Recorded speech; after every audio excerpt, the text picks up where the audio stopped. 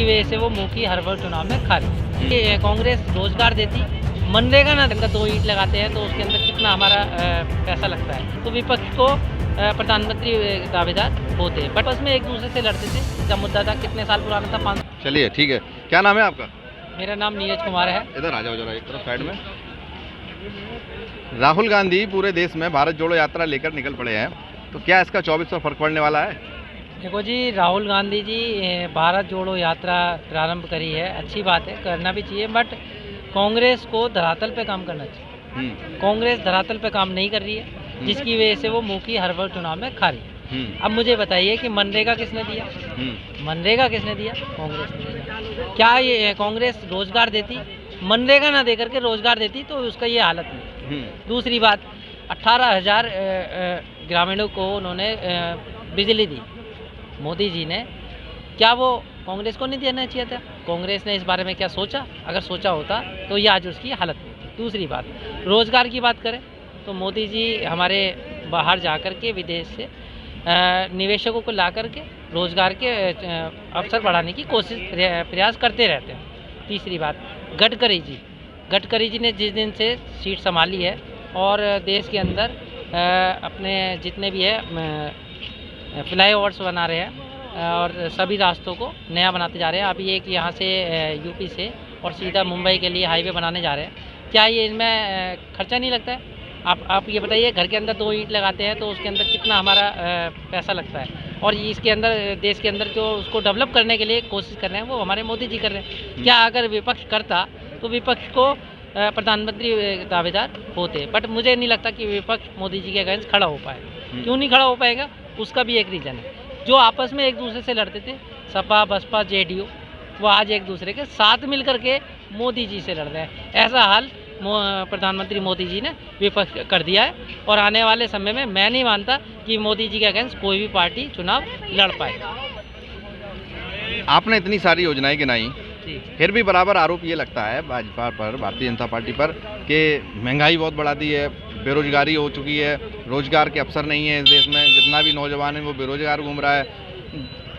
जहाँ तक आप जिससे भी बात करेंगे सब अपनी यही आपको समस्या गिनाएंगे। फिर इतनी समस्या हैं और इतनी समस्या होने के बावजूद भी सरकार दोबारा से आ जाती है केंद्र में, और यूपी में चुनाव होते हैं तो यूपी में आ जाती है, तो ऐसा क्या फिर रहता है? मैं इसमें आपसे ही क्वेश्चन पूछ रहा हूँ, एक तरीके से क्वेश्चन पे क्वेश्चन बनता है कि आप ये बताइए कि मैंडेट कौन दे रहा है? जनता दे रही है। क्यों दे रही है? अगर मोदी जी काम नहीं कर रहे तो मैंडेट क्यों दे रही है?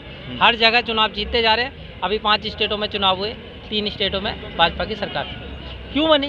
क्योंकि वो मोदी जी धरातल पे काम करते हैं, काम करने में विश्वास करते हैं, लांछन पर विश्वास नहीं करते हैं, क्योंकि उन्होंने काम किया है और काम करेंगे जनता के लिए, जो निचले स्तर पर काम करेंगे। अब ये देखिए कि राम मंदिर का मुद्दा था, कितने साल पुराना था, 500 साल का इतिहास उन्होंने बदला और ऐसा काम किया है। मेरे ख्याल से ना सरकार ने, पिछली सरकारों ने किया है।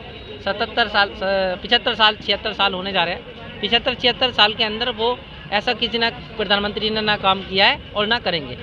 हमारे जो 500 साल का इतिहास था राम मंदिर को लेकर के, पुराने पुजारी लोग जो लड़ रहे थे, उसका फैसला आया, वो अपने पक्ष में आया। दूसरी बात में मैं ये कहना चाहूँगा, बीजेपी ने कभी भी आपस में नहीं लड़ाया। सबका साथ सबका विकास का नारा उन्होंने दिया और सबका विश्वास, और वो जीतने जा भी रहे हैं। हर जगह चुनाव इसलिए जीत रहे हैं क्योंकि जनता का वो परिवार समझ करके रखते हैं और देश की जनता को अपने परिवार के सदस्य समझ करके काम करते हैं। यही एक रीज़न है कि वो धरातल पर काम करती है और हमेशा हर चुनाव को सीरियस लेकर के लड़ती है और जीतती आ रही है। और आप बात कर रहे थे रोज़गार की, मैं ये पूछना चाहता हूँ, मैंने अभी पहले ही बताया कि मनरेगा दिया, कांग्रेस ने दिया, मगर यहाँ पे रोज़गार देने की बात करते हैं। अब आप बताइए, प्राइवेटाइजेशन के ऊपर एक विपक्ष कहता है भी हर चीज़ प्राइवेट करते जा रहे हैं। गवर्नमेंट आदमी काम नहीं करता है इसलिए प्राइवेट किया जा रहा है, और रोज़गार के अवसर जितने दिए जाएंगे वो प्राइवेट करने के बाद और ज़्यादा करेंगे और हमें कार्य में प्रगति मिलेगी, जिसकी वजह से हमें रोज़गार के अवसर भी मिलेंगे और सभी की रोज़गार की आय बढ़ाने की कोशिश करते हैं। किसान की आमदनी बढ़ाने की कोशिश की है, किसने करी है? वो प्रधानमंत्री मोदी जी ने करी है। हाँ, विपक्ष हमेशा राजनीति करता आ रहा है और करेगा, क्योंकि अभी किसान आंदोलन हुआ, कभी जंतर मंतर पर प्रदर्शन होता है, कभी कुछ। इनका काम है सिर्फ मुद्दों को भटकाना और राजनीति करना। अगर जनता के लिए काम करे होते तो विपक्ष का ये हाल ना होता और ना ही होगा। मेरा मानना तो ये है। तो क्या माना जाए, महंगाई है देश में, नहीं है? महंगाई है, बट अन्य देश को भी देखना चाहिए। अब जैसे हमारे पड़ोसी देश है, चीन हो गया, पाकिस्तान हो गया, श्रीलंका हो गया। श्रीलंका डूब चुका है और पाकिस्तान का बुरा हाल है, और अगर देखा जाए तो नेपाल का भी बहुत बुरा हाल है। बट हमारे मोदी जी ने जो अर्थव्यवस्था को संभाल के रखा हुआ है और तेज़ी के साथ विकासशील है और विकास कर रहे हैं। और मेरे ख्याल से देखा जाए तो G20 के अंदर आपने देखा कि वो उसके प्रमुख बन गए हैं। तो मेरे हिसाब से देश को बहुत ऊंचे स्तर पर लेके जा रहे हैं और आने वाले टाइम में शायद भारत को वीटो पावर भी मिल जाएगी। मैं ऐसी उम्मीद करता हूँ। तो महंगाई के लिए कुछ करना चाहिए सरकार को काबू में करने के लिए, या जो चल रहा है वो सब ठीक है, चलता रहे ऐसा ही? देखो जी, महंगाई के लिए वो कार्यरत हैं, बट क्या है कि सभी चीज़ों को एक साथ नहीं किया जा सकता। पॉइंट टू पॉइंट हर चीज़ को लेकर के चला जाएगा तो महंगाई को भी कंट्रोल करने में वो प्रगतिशील है। और दूसरी बात रही महंगाई के ऊपर, देखो हमारे क्या थे, पहले संसाधन नहीं थे। अब जैसे कि हमारे सड़क नहीं थी, रेल पर काम नहीं था, तो रेल पर काम हो रहा है, सड़क पर काम हो रहा है। जब हमारे संसाधन बढ़ेंगे तो हमारी आय में भी वृद्धि होगी, तो संसाधन बढ़ेंगे तो आय में भी वृद्धि होगी। ऐसे इस पर मोदी जी काम कर रहे हैं। तो और जब संसाधन प्रॉपर बन जाएंगे तो महंगाई पे कंट्रोल होगा।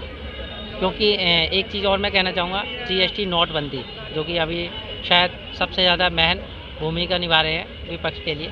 GST किसने बनाई? कांग्रेस। इसका ड्राफ्ट 2002 में शायद बन चुका था और उसको 2012 तक ठंडे बस्ते में डाल दिया। उसको लागू किसने किया? मोदी जी।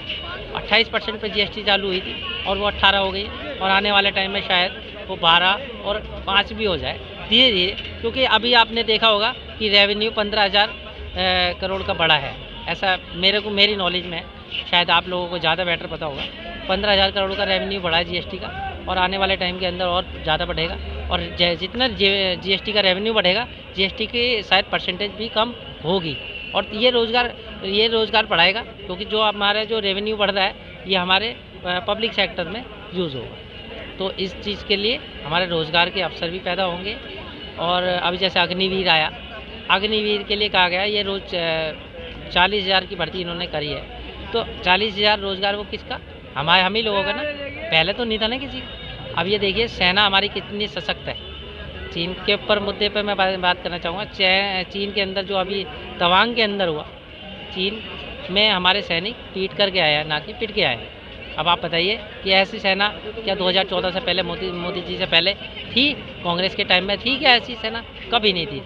इंतज़ार देखते रहते थे कि ऊपर से ऑर्डर आएगा मैं गोली चलाऊँगा, बट ऊपर से ऑर्डर ही नहीं आता था। आज की डेट में ऑर्डर की ज़रूरत नहीं है, सेना अपनी तरफ से फुल एंड फाइनल करके युद्ध लड़ रही है। और हर जगह हम अपने मजबूती के साथ सेना के साथ खड़े हुए हैं। विपक्ष का काम है मुद्दों को भटकाना, सेना के ऊपर लांछन लगाना, सरकार के ऊपर लांछन लगाना। इसी अग्निवीर योजना के लिए अभी विपक्ष द्वारा पूरे भारत में तमाम एक विद्रोह किया गया था, आपने भी देखा होगा, जिस अग्निवीर का आपने जिक्र किया। अभी मैं ये पूछना चाहता हूँ, 40,000 के लिए भर्ती में देश के युवक कितने गए और कितने 40,000 की भर्ती हुई, बट वहाँ पर पहुँचे कितने?